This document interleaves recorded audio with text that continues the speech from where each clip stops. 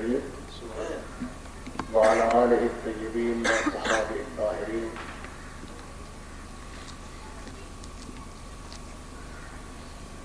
نہایت ہی قابل صد احترام حضرات، علماء کرام اور قابل قدر حاضرین مجلس، بلا تمہید تھوڑے سے وقت میں چند باتیں عرض کروں گا، اس امید پر کہ اللہ تعالیٰ اپنی جناب میں قبول کرے اور ہمارے اس سارے پروگرام کو شرف قبول عطا کرے.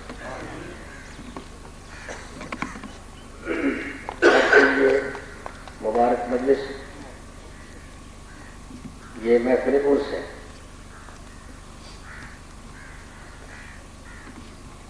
حضرات، اس سرزمین برِ صغیر کے اندر اسلام کی خدمت کرنے والے بہت لوگ گزرے ہیں، لیکن امام ربانی حضرت شیخ احمد سرہندی، حضرت مجدد عارف ثانی رحمۃ اللہ علیہ کا ایک بلند مقام ہے. آپ سب حضرات محفل عرس میں آئے ہیں.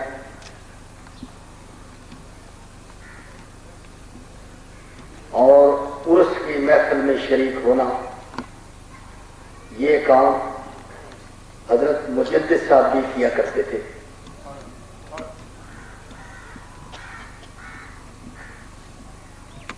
حضرت مجدد صاحب کے بارے میں آپ کو بتا دوں کہ وہ کس درجہ بلند ہستی ہیں.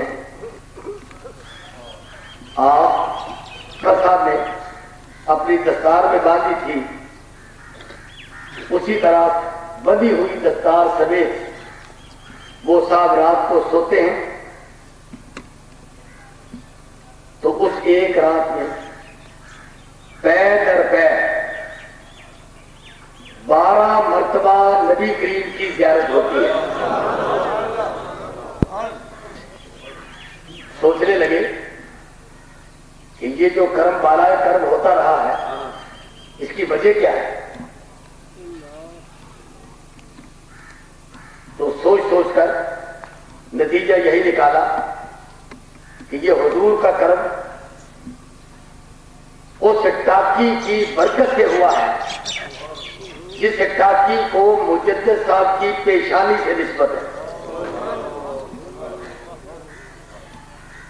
تو جس ٹاکی کو مجدد صاحب کی پیشانی سے نسبت ہو،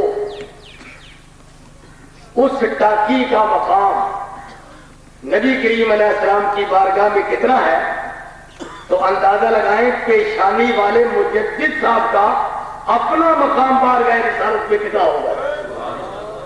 اور یہ مجدد صاحب جن کو حضور کی بارگاہ میں اتنی مقصود کے بارے میں اتنا عرض کروں گا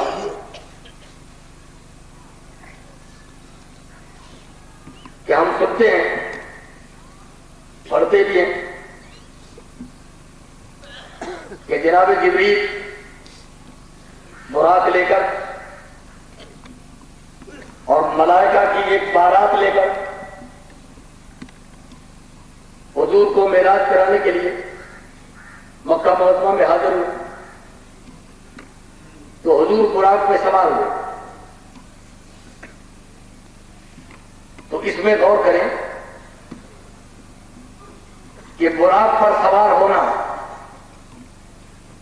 یہ حضور کی معراج ہے. یہ ایک سوالیہ ہے. براق پر سوار ہونا کیا یہ حضور کی معراج ہے؟ میرے ایمان میں یہ براق کی معراج ہے. پھر حضور بیت المقدس میں گئے تو میرے نزدیک یہ بھی بیت المقدس کی معراج ہے. پھر حضور نے نماز پڑھائی تو یہ تمام نبیوں کی اجتماعی معراج ہے. پھر حضور پہلے آسمان پر گئے تو یہ حضور کی معراج ہے. آسمان پر تو جبریل بھی جاتے ہیں, آسمان پر تو ملائکہ بھی رہتے ہیں. پہلے آسمان پہ گئے, دوسرے پہ, تیسرے پہ, چوتھے پہ, پانچواں, چھٹا, ساتواں, بلکہ سدرۃ المنتہا. حضور پہلے آسمان پر گئے تو یہ سدرۃ المنتہا کی معراج. تو حضور نے جنت کا مشاہدہ کیا. جنت تو حضور کے غلاموں کے رہنے کی جگہ ہے. جنت تو حضور کے غلاموں کے رہنے کی جگہ ہے. لہذا یہ حضور کے معراج نہیں, یہ جنت کی معراج ہے. یہ جنت کی معراج ہے. پھر جناب عرش و کرسی لوح و قلم پر گئے تو جب حضور عرش میں پہنچے تو یہ عرش کی معراج. لوح و قلم پر گئے تو یہ لوح و قلم کی معراج. تو پھر حضور کی معراج کیا ہوئی؟ یہ تو حضور کی برکت سے اور چیزوں کو معراج ہو رہی ہے. پھر حضور کی معراج کیا ہے؟ حضور کی معراج یہ حضور کی معراج ہے. یہ حضور کی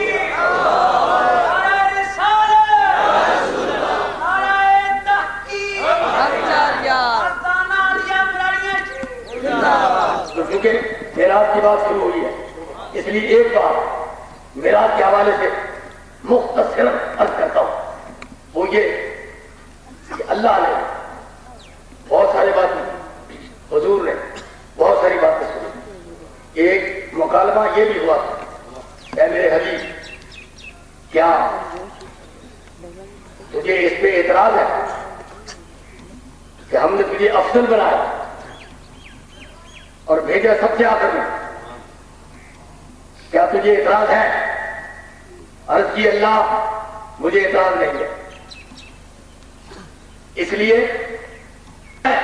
ان پہ انگلی رکھے جو کمزوریاں ہیں, انہیں بیان کرے جو خامیاں ہیں, ان سے علم کیسے قبول ہوگا, باہر اس پر کیسے قبول کرے. معلوم ہوا کہ حضور کے ساتھ مل جانے کی وجہ سے کوئی بڑا ہی کرم ہوا. حضرت ابراہیم علیہ السلام نے دعا مانگی, یا اللہ لا تخزنی یوم یبعثون, قیامت کے دن مجھے رسوا نہ کرے. یہ ان کا اپنا اظہار عقیدت ہے. یہ اللہ کے خلیل کی اپنی عاجزی ہے, ان کی اپنی انکساری ہے, جس طرح چاہے اللہ کی بارگاہ میں پیش کرے. لیکن اپنے حبیب کی باری آئی تو فرمایا میرے حبیب تو زبان کو نہ کھول, تو اپنے لبوں کو حرکت نہ دے, تو نہ کہہ کہ مجھے قیامت کے دن رسوا نہ کرنا, بلکہ تیرے بارے میں اعلان کرتا ہوں یوم لا یخزی اللہ النبی والذین آمنوا معہ. اے میرے حبیب تو نہ کہہ, تو دعا نہ مانگ, تو لب نہ ہلا, تو زبان نہ کھول, بلکہ میں خود ہی اعلان کر دیتا ہوں اے میرے حبیب وہ خلیل تھے جنہوں نے یہ دعا مانگی تھی, تو دعا نہ مانگ بلکہ میں اعلان کر دیتا ہوں میرا آخری نبی, میرا محبوب صاحب قرآن خاتم النبیین, اس کی شان یہ ہے کہ میں اس کے بارے میں اعلان کرتا ہوں کہ اس کا مقام تو اس کا مقام ہے جس کے ہاتھوں میں میرے خاتم النبیین کا دامن ہوا. میں تو اپنے خاتم النبیین نبی کے دامن تھامنے والے غلاموں کو بھی قیامت کے دن رسوا نہیں کروں گا. تو یہ کرم تو جس کے وسیلے سے یہ کرم ہو رہا ہے اس کا نام ہے محمد رسول اللہ.